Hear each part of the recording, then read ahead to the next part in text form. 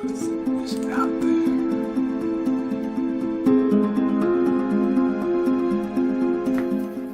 Hey everybody, Ron Metchis here again. But a couple of years ago, I bought a meteorite that I knew nothing about. It's an iron, and I know it came out of Morocco, and I've always wanted to cut it open, but I don't have a saw. So this past February, I visited Topher Spinato at his meteorite mansion. He said he had some saws that were capable of cutting iron, so he said, bring it along, we'll cut it up. So I went there, and the saw that they had, the blades were kind of dull, and they couldn't change out to a new blade for some reason. So Chris Monk agreed to kindly cut it in half for me. And it just came back yesterday. So here's the rock. It's in two pieces now. So what I'm going to do is I'm going to take these and I'm going to polish and etch these to see what it is. I know nothing about this. All I know is it came out of Morocco, and it was found in 2021. So you know as much as I know, so let's get on with finding out what this is. It's a mystery meteorite, and we can find at least a few details out of it. Here we go. So I'm setting up to do my first sanding. I'm going to use some 320 grit sandpaper to get the rough surfaces down. I've already done this one. It came out pretty good. I got all the burrs off, all the edge where the two pieces fell apart. There's always a little shoulder to get off. So this one's nice and smooth, and it's all set to go. So the second one I still have to do.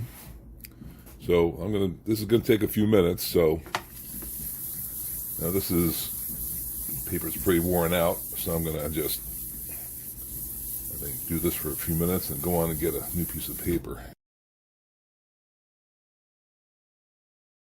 Let's see how we got here. Well, actually not in bad shape. Got some scratches on there. It'll come off with the finer sanding, but I gotta get that little shoulder off. So it's gonna take me a little bit. I finished the second piece. I got off all those round scratches, so I think we're ready to go on to the next finer grit sandpaper. It's nice and smooth. There's no shoulders. Everything's nice and flat. So all I gotta do now is keep on polishing it. The next finer grit I'm going to do is 400 grit. You can see it right there. This is from a sanding wheel, so they don't have any square paper, but it does the same job, so I'm going to do that next. All right, I'm done with the 400 grit sanding. Came out pretty nice. It's starting to get a little more reflective. You can see me looking at it in the camera. That's one piece. The other piece is just the same. So we are getting close. So next, we're going to move on to, I think, 600 grit. My next grit will be 600 on the sanding, so let's get to it. So for the next part of sanding, I'm going to wear a glove. I'm starting to sand my skin off. It's starting to hurt. So let's get to that. All right, so here we go. Well, this is probably going to take me a while, so I'm not going to bore you with all the details. So we'll just pause the camera here and show the results. Okay, we're done with the 600 grit. Get a little shinier now. I can see myself better in there. Both pieces are about the same. So next, we're going to move on to 800 grit. All right, we're done with the 800 grit paper. Now getting truly reflective. It's getting much shinier now on both pieces. Even hit a little trick of, instead of holding the sandpaper down with my hand, I used a little bit of painter's tape. So I'm getting a little clever. So next is 1500. It's getting shiny. Well, I'm all set with my 1500 grit paper. Got my two pieces ready to go. Everything's all taped down.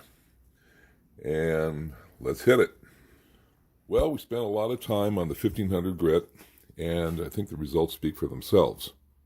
Nice and shiny, you can see clearly the reflections.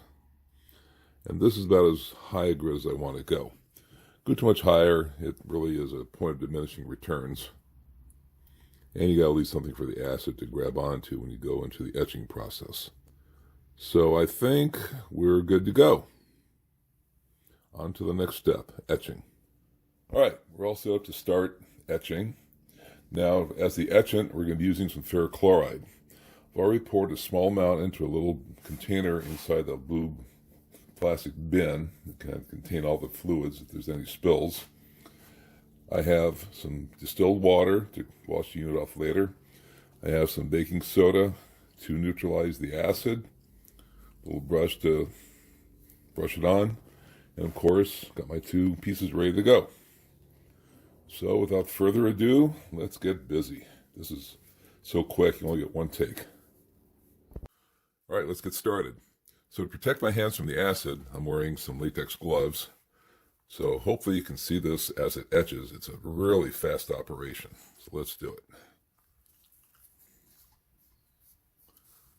Really excited to see what this one's going to turn out. And here comes the etching pattern. Looks like it's a coarse pattern.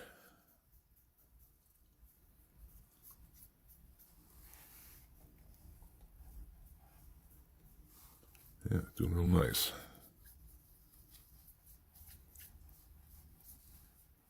Now, a trick I learned from another person who does the etching is if you wash the first coat off,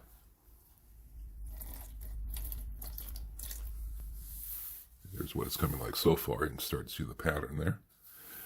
And then do it a second time. It really brings out the grain structure. Look at, oh yeah. Really makes it almost 3-dimensional. Wow.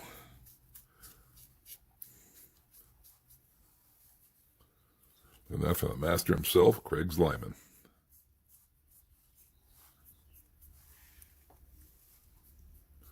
I'm not going to take any more than 2 times. I don't want to end up burning this piece. Get all around. Okay, I think that's all we're going to take that one. Let's wash it off again.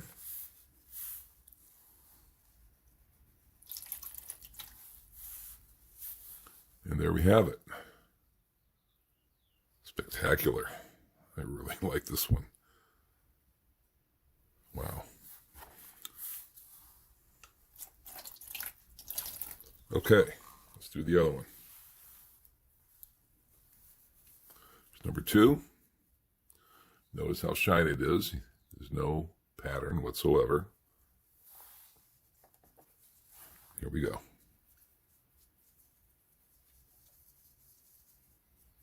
Look how fast it starts etching. It's already taking that. This is so fast, it's amazing. I've done this a bunch of times. It just never fails to amaze me how fast an iron will etch. Okay, let's do the wash-off business.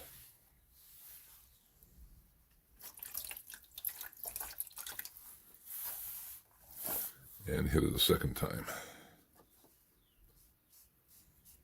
Oh man, that's beautiful. This is almost like magic.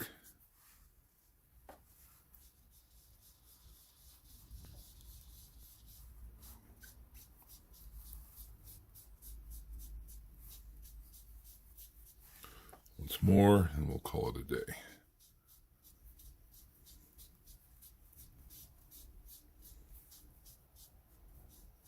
Okay, that should be good enough. Wash it off.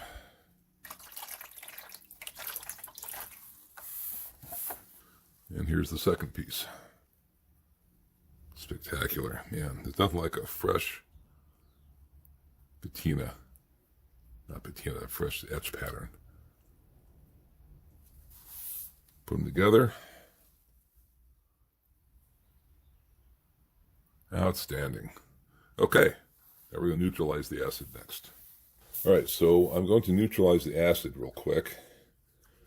So I'm going to just pour it into this little bucket since it's already got water in it. And watch that later, but let's... There. Now, the fun part is when you pour in the baking soda. This is really interesting. It just kind of foams up. Yeah, oh man, I think I overdid it. Oh well. That's what this blue bucket's for. So that is that as far as the etching goes. I finished up processing the meteorite halves. I dried them out and put a protective coating of this automotive clear coat on there to give it a protective finish. So the results, I think, speak for themselves. It came out pretty spectacular. Not bad for something I didn't know what it was, and it was actually kind of ugly. So this has been a fun project. A long time in the making. So with that, I think we'll wrap it up, and we'll see you on the next project.